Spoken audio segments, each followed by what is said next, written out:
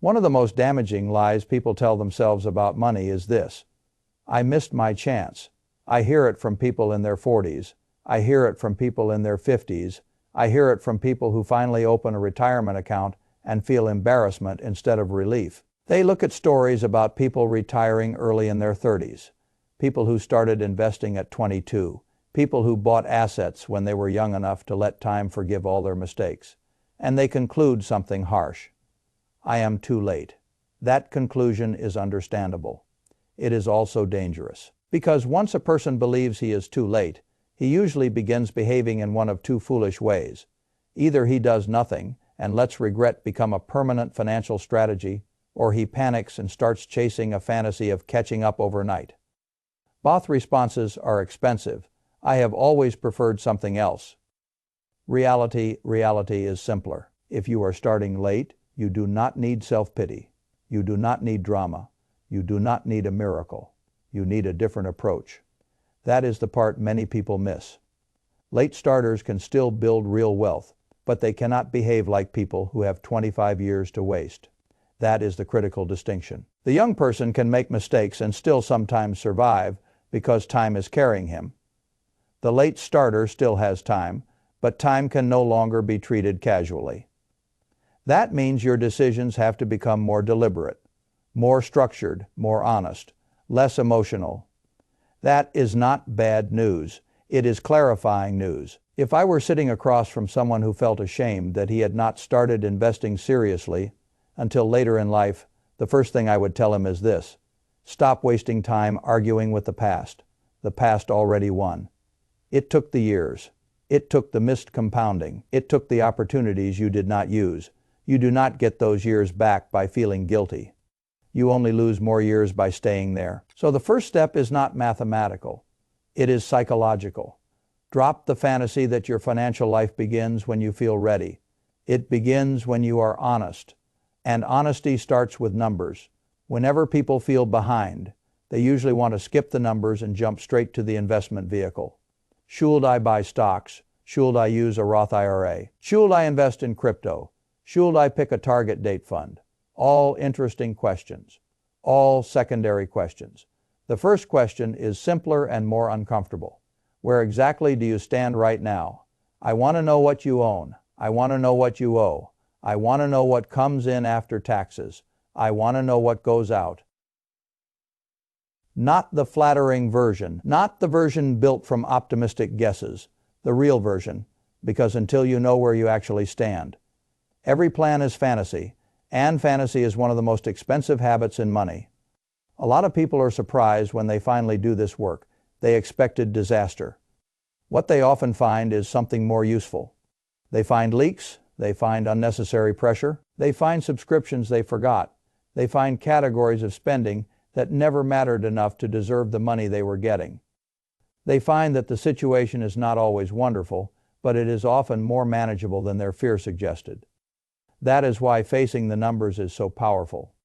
Clarity lowers emotional noise. Fog raises it. So if I were starting late, I would begin exactly there. Assets, debts, net worth, 3 months of spending, not to judge myself, to diagnose myself. That distinction matters. Judgment wastes energy. Diagnosis creates options. A negative net worth is not a moral failure. It is a starting point. A weak savings rate is not a verdict on your character. It is information. Information is useful. Useful beats comforting almost every time. Then once the numbers are visible, the next truth usually appears. A lot of people who say they have nothing to invest are not always literally correct. What they often mean is that they have never created a system strong enough to force money toward investing. That is different. Money leaks quietly in adult life. It leaks through dining out that no longer feels special. It leaks through subscriptions that became invisible. It leaks through convenience spending that feels tiny in the moment and large in aggregate. It leaks through bad debt. It leaks through every habit that has never been forced to justify itself. That is why the next step for a late starter is not some heroic investment leap. It is a realistic spending plan. I do not use the word budget very often because people have turned it into a punishment device.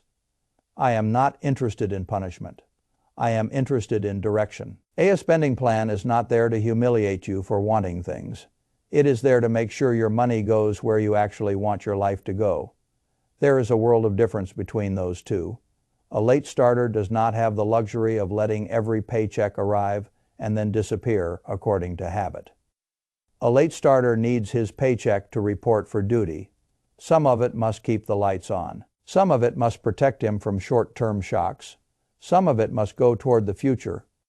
Even if the amount begins modestly, that is the whole point. When people say they are behind, they often assume the answer is a dramatic act. It rarely is. Usually the answer is to take a system that has been drifting and make it directional. That means fixed costs deserve scrutiny, not because you need to become miserable.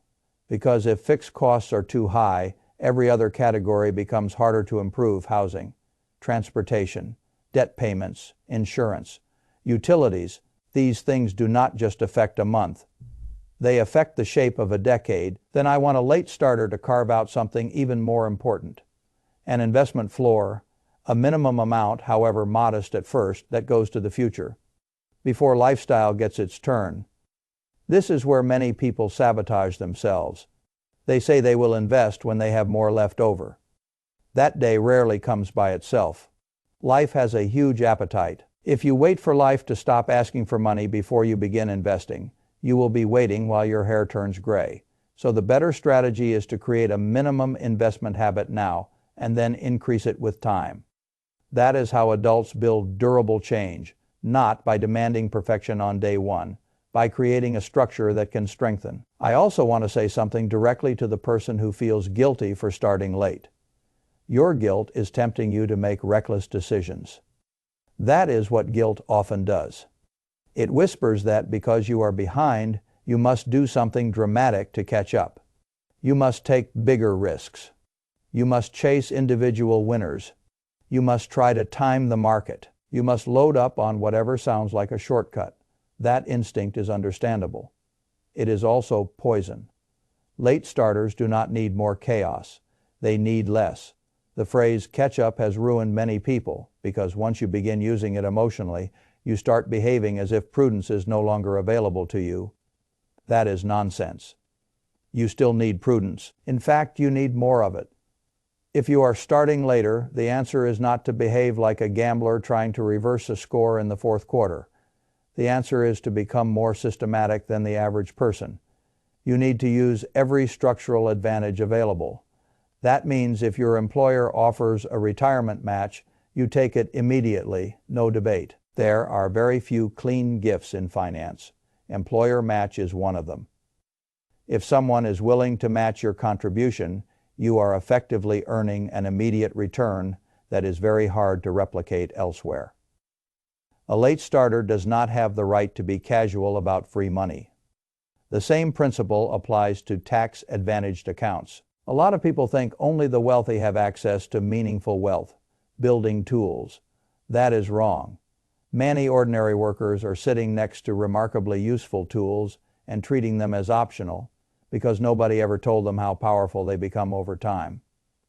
A 401k, a traditional IRA, a Roth IRA, these are not technical details. They are structural advantages, and structure matters more when time is tighter.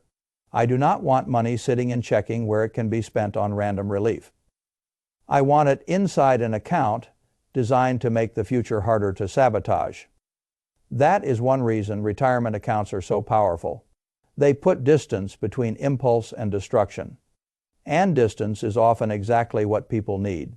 Now, if you are over 50, the tax code itself recognizes something important. Older savers are often allowed to contribute more. That matters. It means you are not completely trapped by the lower contribution ceiling that applies to younger workers. You have a wider lane. Use it. Do not merely be grateful that it exists. Use it. People often hear contribution limits and assume the goal is to max everything immediately. Number again, that is guilt talking.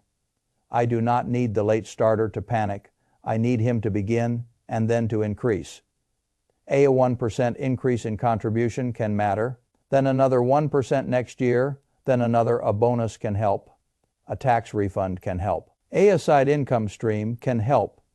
The person who moves from zero to a steady contribution and then raises that contribution regularly is doing something very powerful, even if it does not look dramatic in the first 12 months.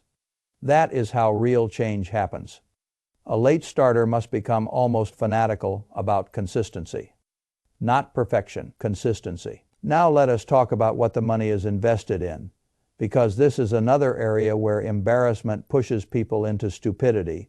A lot of late starters assume they need high-risk, high-drama investments because they do not have enough time. That is one of the most damaging thoughts in personal finance. They think younger investors can use diversified, boring, long-term strategies, but because they started later, they need to be bold. That is exactly backward. If anything, the late starter has even less margin for reckless error. The person starting at 50 does not need a crypto fantasy. He does not need to guess which stock becomes the next legend. He does not need to pretend the market is a casino where one hot streak can erase 20 years of inattention. What he needs is a process he can survive. I have always preferred simple, broad, low-cost investing for ordinary people, not because it sounds exciting, because it works with human limitations rather than against them. A target date fund is one example of this principle made very practical. It is not magic. It is simply a way of saying I do not need to spend my energy rebalancing and guessing and pretending I am a part-time portfolio manager. I need a low-maintenance way to own a diversified set of assets, one that becomes more conservative over time, without requiring me to play strategist every month. That is the kind of humility that often creates good outcomes. And humility matters more than brilliance in personal finance. The market has punished many brilliant sounding people who could not control themselves. It has rewarded many boring people who kept buying sensible things and leaving them alone. A late starter should want boring. Boring is your friend. Boring means low cost. Boring means diversified. Boring means difficult to sabotage. The greatest advantage a target date fund or broad index approach offers is not just diversification. It is emotional simplification. You are not waking up every morning wondering whether you should move this piece here and that piece there. You are not trying to become a portfolio engineer because you feel embarrassed about your late start. You are letting time and structure do their work. That is much wiser. Now, once the core system is in place, I want to talk about something that many financial discussions underemphasize. Income. A late starter who focuses only on cutting is making life harder than necessary. Cutting waste matters absolutely. But there is no limit to what you can cut. There is a floor. There comes a point where the next powerful move is not another coupon or another clever grocery trick. It is earning more. That is especially true when you start later, because if you can increase income while maintaining a controlled lifestyle, you gain leverage quickly. A raise matters. A better job matters. A side business matters. A freelancing skill matters. An extra $1,000 a month invested consistently can do much more than years of obsessing over tiny purchases, especially once the basic leaks are already under control. This is where many people waste time. They try to perfect frugality while ignoring earning power. I understand why. Frugality feels virtuous. Asking for a raise feels vulnerable. Changing jobs feels uncertain. Starting a side stream feels messy. But the market does not reward what feels virtuous. It rewards what creates surplus. And a larger surplus gives every good investment habit more force. This is why I always ask one question about work. Is this job teaching you something valuable or paying you well? Ideally, it does both. If it does neither, you have a problem. A late starter cannot afford to drift passively inside a role that offers no growth and no leverage. Not if he is serious about changing the future. Now let us address something else. A lot of people who start late are obsessed with the number they think they should have by now. That obsession is poison. They compare themselves to someone who started at 25. They compare themselves to online personalities. They compare themselves to an imaginary version of their younger self who made every perfect decision. I have no interest in that comparison. Comparison is often a way of avoiding action, What matters is not what a 25-year-old with better timing has. What matters is what you can build from this point forward. That is the only financially relevant question. A person who starts at 50 and does the right things consistently can still transform his retirement. Will it look identical to the person who started at 23 and invested every year? Number, that is not the standard. The standard is not fantasy. The standard is improvement, and improvement compounds too. That is another thing people forget. Not just money, behavior compounds. A person who raises his contribution by 1% a year compounds discipline. A person who learns to live comfortably below rising income compounds margin. A person who automates his investing compounds consistency. A person who resists emotional overreaction compounds calm. These things matter. They may not show up on a brokerage statement in a single line item, but they are often the invisible forces behind every strong result. So what would I tell a late starter to do, step by step, if he wanted a real shot at building wealth from here? First, face the numbers, assets, debts, net worth, 3 months of spending.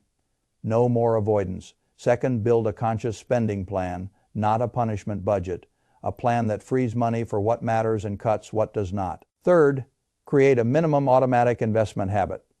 Not next year. Now fourth, use every structural advantage. Employer match tax, advantaged accounts, catch up contributions, if you are allowed them.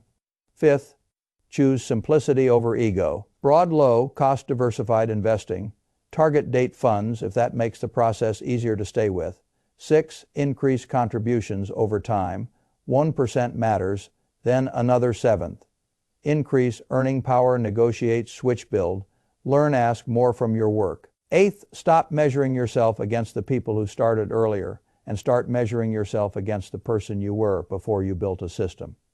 That is enough, more than enough. There is one final thing I want to say. Late starting is not a financial death sentence. It is a demand for maturity.